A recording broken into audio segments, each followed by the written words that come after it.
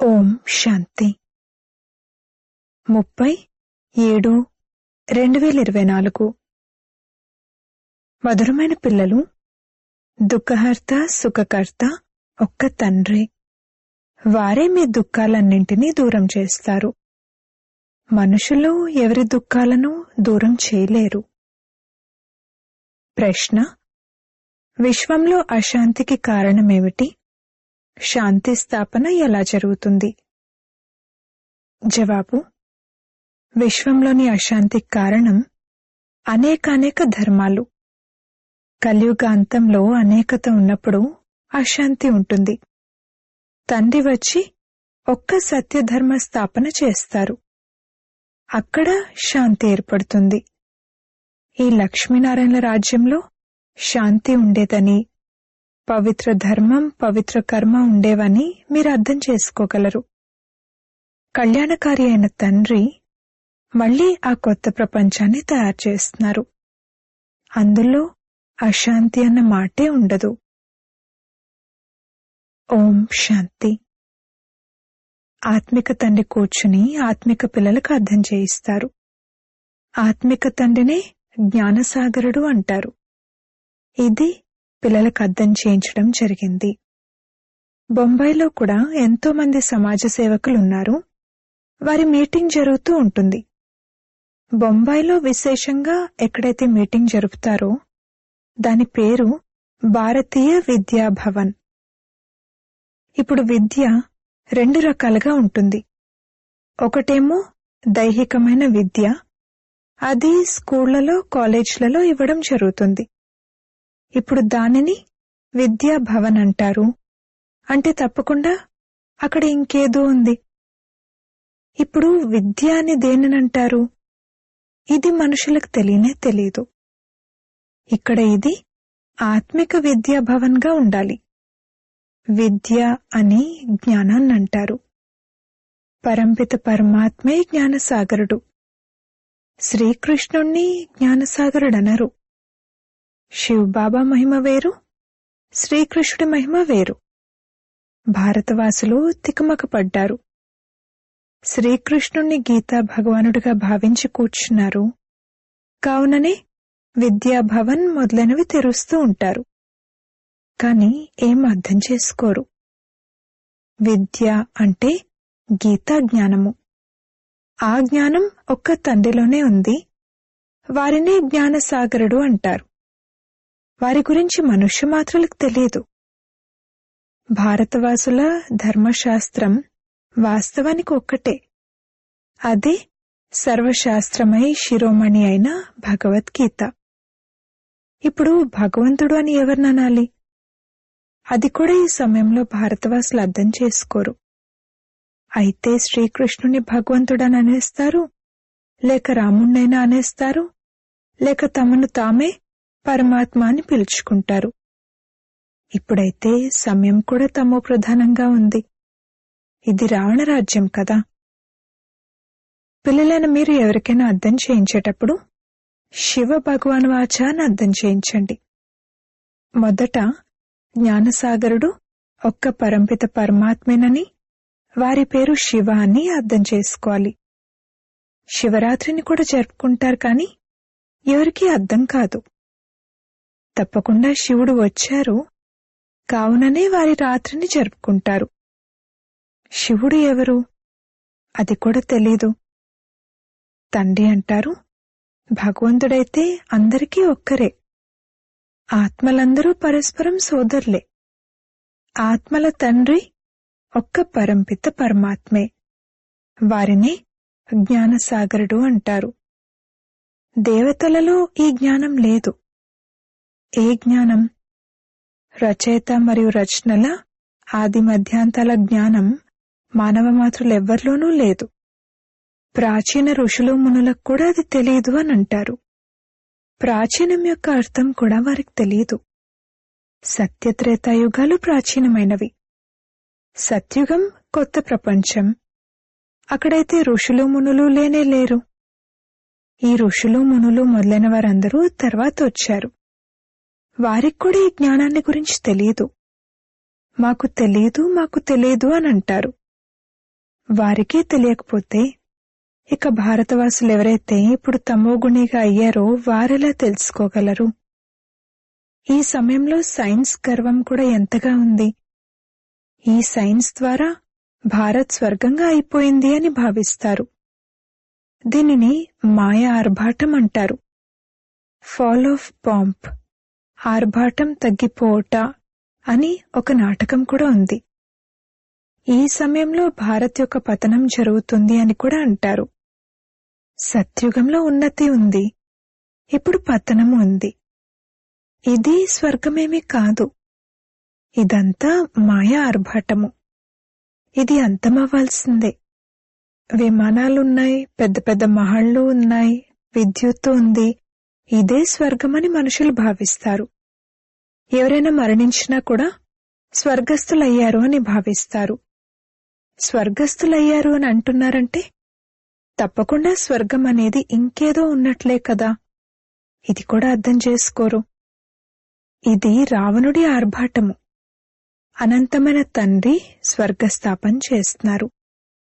ఈ సమయంలో ఇది మాయా మరియు ఈశ్వరుడు, ఆసురీ ప్రపంచం మరియు ఈశ్వరీయ ప్రపంచం మధ్యన సంఘర్షణ.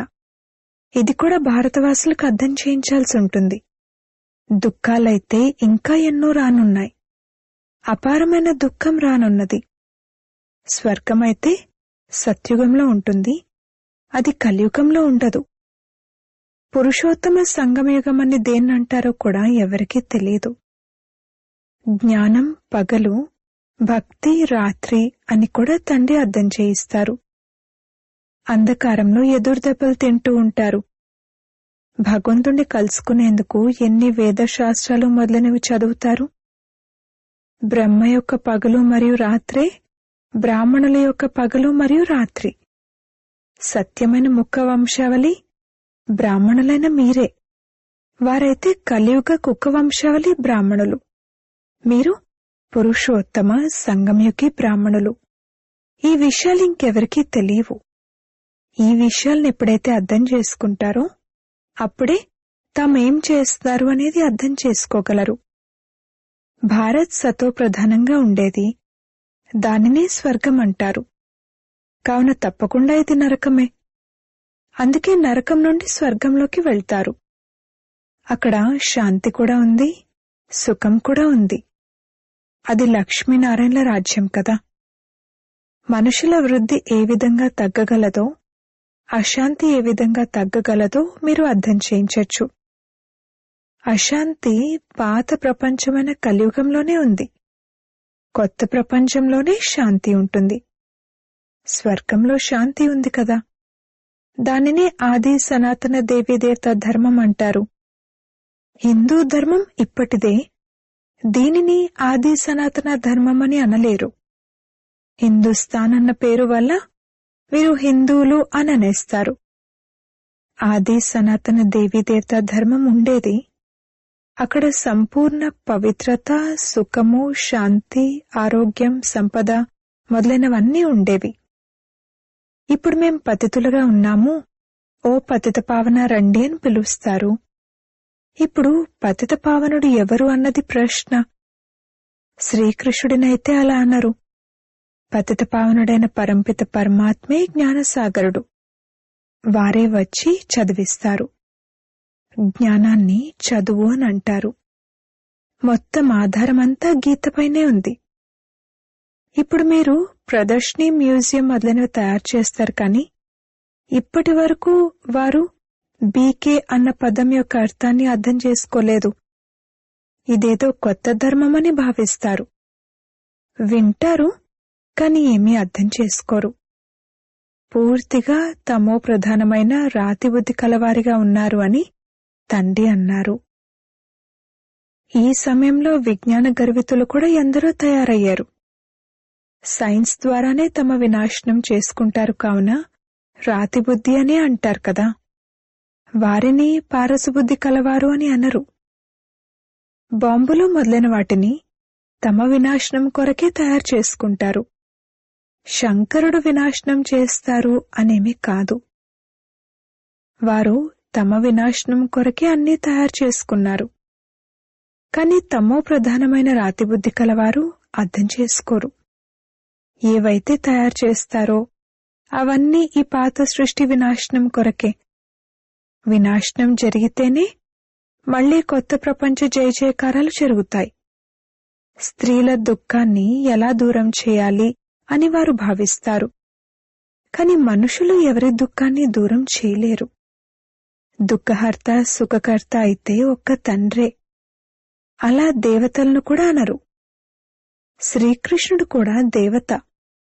వారిని భగవంతుడు అని అనలేరు. ఇది కూడా అర్థం చేసుకోరు.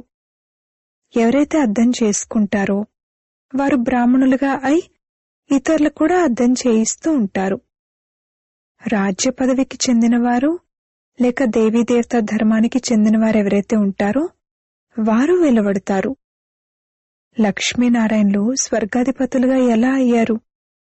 ఏ కర్మలు చేసిన కారణంగా విశ్వాధిపతులుగా అయ్యారు? ఈ సమయంలో కలియుగాంతంలో అనేకానేక ధర్మాలున్నాయి కావున అశాంతి ఉంది. కొత్త ప్రపంచంలో ఇలా జరగదు. ఇప్పుడిది సంగమయుగం.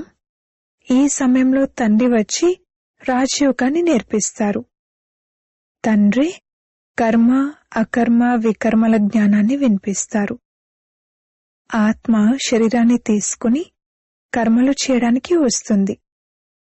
సత్యుగంలో ఏ కర్మలనైతే చేస్తారో అవి అకర్మలుగా అవుతాయి. అక్కడ వికర్మలు జరగవు. దుఃఖం అనేదే ఉండదు.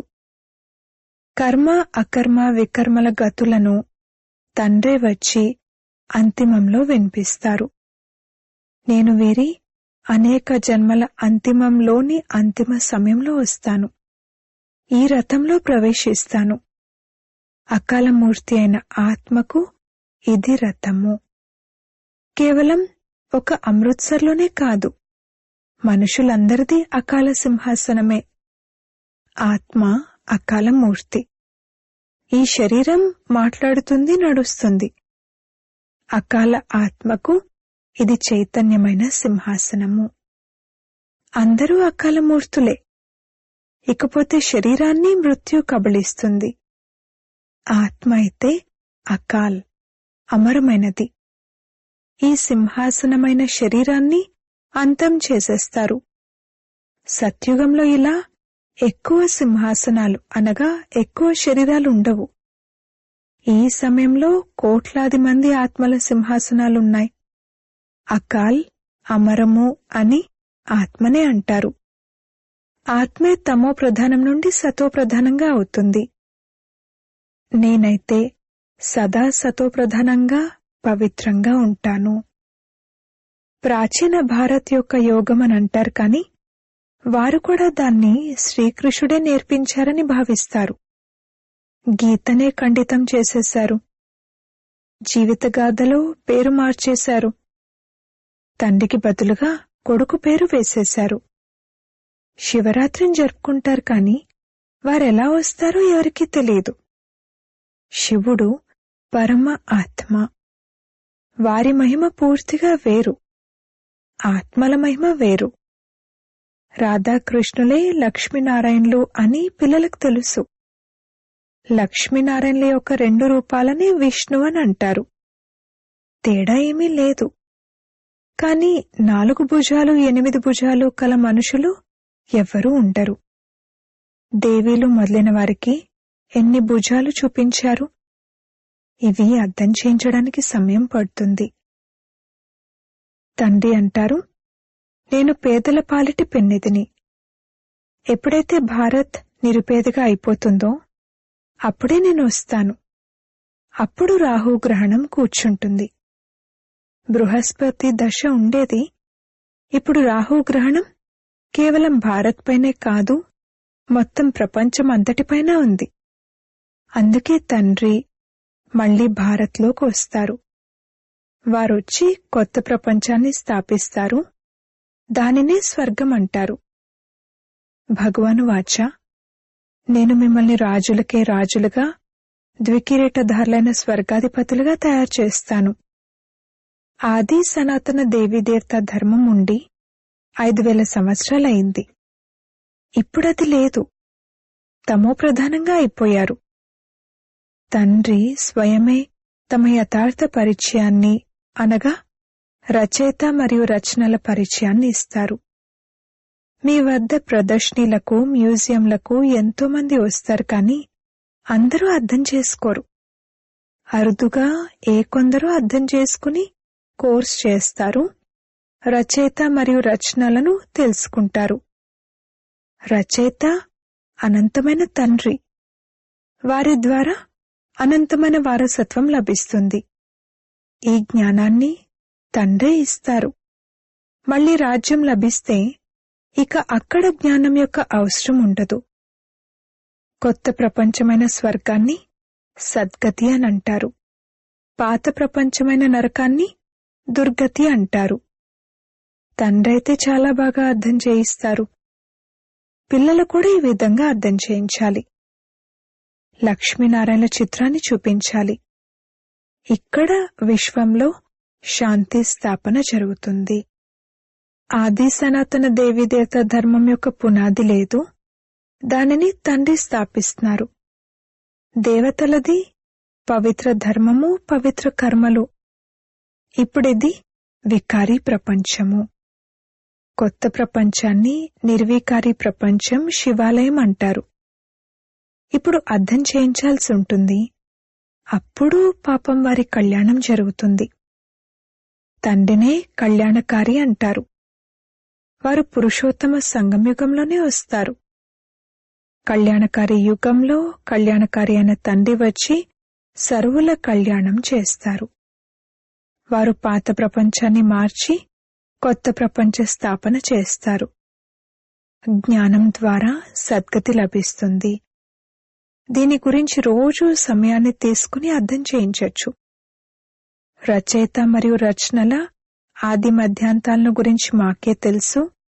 స్వయంగా భగవంతుడే వచ్చి రాజయోగాన్ని నేర్పించిన గీతా అధ్యాయం ఇప్పుడు జరుగుతుంది అని చెప్పండి. వారు డబల్ కిరీటధారులుగా తయారు చేశారు. ఈ లక్ష్మీనారాయణలు కూడా రాజయోగం ద్వారా ఈ విధంగా అయ్యారు.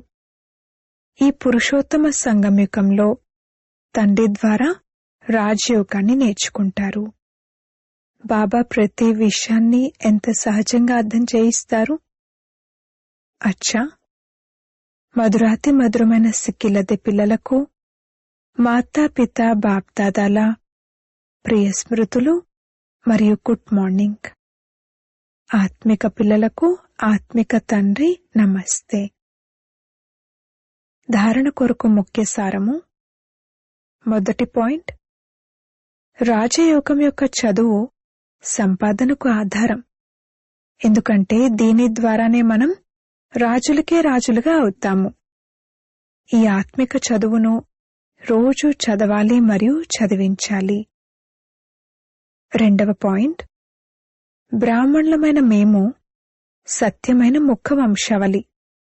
మేము కలియుగ రాత్రి నుండి బయటకొచ్చి పగలులోకి వచ్చాము అన్న నష సదా ఉండాలి. ఇది కళ్యాణకారి పురుషోత్తమ యుగము. ఇందులో స్వకళ్యాణాన్ని మరియు సర్వుల కళ్యాణాన్ని చేయాలి. వరదానము, ప్రతి శ్రేష్ఠ సంకల్పాన్ని కర్మలోకి తీసుకొచ్చే మాస్టర్ సర్వశక్తివాన్ భవ. మాస్టర్ సర్వశక్తివంతులు అనగా సంకల్పం మరియు కర్మ సమానంగా ఉండాలి. ఒకవేళ సంకల్పం చాలా శ్రేష్టంగా ఉంటూ కర్మ సంకల్పం అనుసారంగా లేకపోతే వారిని మాస్టర్ సర్వశక్తివంతులు అని అనరు. కావున చెక్ చేసుకోండి, ఏ శ్రేష్ఠ సంకల్పాన్నైతే చేస్తున్నారో అది కర్మ వరకు వస్తుందా లేదా. ఏ శక్తి ఏ సమయంలో అవసరమో ఆ శక్తి కార్యంలోకి రావడమే మాస్టర్ సర్వశక్తివంతులకు గుర్తు. స్థూలమైన మరియు సూక్ష్మమైన శక్తులన్నీ ఎంతగా కంట్రోల్లో ఉండాలంటే ఏ సమయంలో ఏ శక్తి అవసరమో ఆ సమయంలో దానిని కార్యంలో వినియోగించగలగాలి. స్లోగన్, జ్ఞాని ఆత్మలైన పిల్లల్లో క్రోధమున్నట్లయితే దాని ద్వారా తండ్రి పేరుకు గ్లాని జరుగుతుంది. ఓం శాంతి.